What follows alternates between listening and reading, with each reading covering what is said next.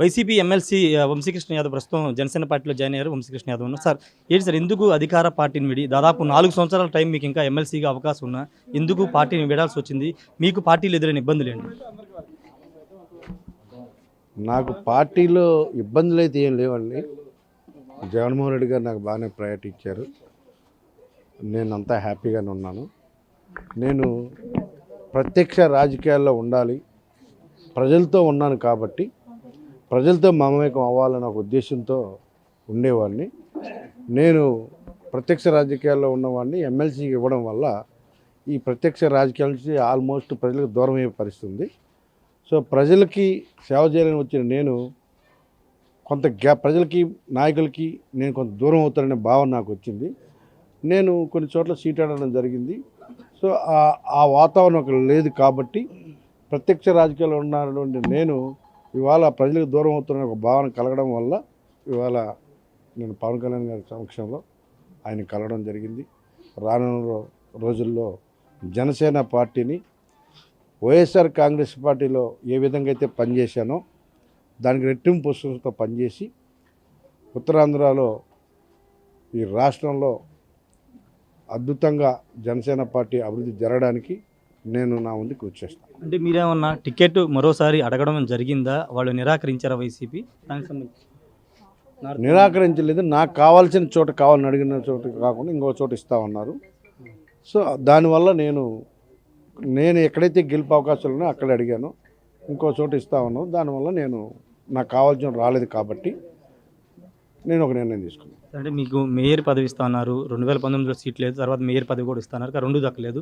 అంటే పూర్తిగా మిమ్మల్ని పార్టీ పక్కన పెట్టే ప్రయత్నం చేస్తున్నారు. ఇంకా అవన్నీ సినిమా కష్టాలు, అవన్నీ గురించి పెద్దగా డిస్కస్ చేయాల్సిన ప్రస్తుతం అవసరం లేదు. దద్దమ్మలను నమ్ముకొని ఒక టైగర్ లాంటి మాస్ లీడర్ను వదులుకున్న బాధ ఏదో ఒక రోజు జగన్మోహన్ రెడ్డి గారికి కలుగుతుంది. అంటే కార్పొరేట్లు కొంతమంది టచ్లో ఉన్న వాళ్ళు కూడా మీతో పాటు జనసేనలో జాయిన్ అవబోతున్నారు చెప్తున్నారు. చాలామంది ఉన్నారండి. పవన్ కళ్యాణ్ గారు ఆదేశిస్తే ఇంకా ఇప్పుడే అలా జాయిన్ అవ్వడం జరిగింది. చాలామందిని వైఎస్ఆర్ కాంగ్రెస్ పార్టీ నుంచి జనసేనలోకి అతి త్వరలో చాలామంది నేను జాయిన్ చేస్తాను. చాలామంది నా టచ్లో ఉన్నారు. నాయకుడితో కొన్ని రోజుల తర్వాత డిస్కస్ చేసి ఆ వచ్చిన వాళ్ళకి కూడా అవకాశం, ప్రతి ఒక్కరు కూడా ఏదో ఒకటి ఆశించి వస్తారు తప్ప రాజకీయాలు టైంపాస్కి ఎవరు రారు కాబట్టి వాళ్ళకి ఎక్కడెక్కడ ఏ అవకాశం చూసుకొని అవకాశాన్ని బట్టి చాలామందిని జనసేన పార్టీలోకి నేను తీసుకొస్తాను. ఇక్కడ మీకు జనసేనలో మీకు ఏమైనా స్పష్టత వచ్చిందా? మీకు ఇక్కడ ఏమన్నా పార్టీ సీటుకు సంబంధించి కానీ లేకపోతే మీరు ప్రజలకు దగ్గరగా ఉండాలనుకుంటున్నారు?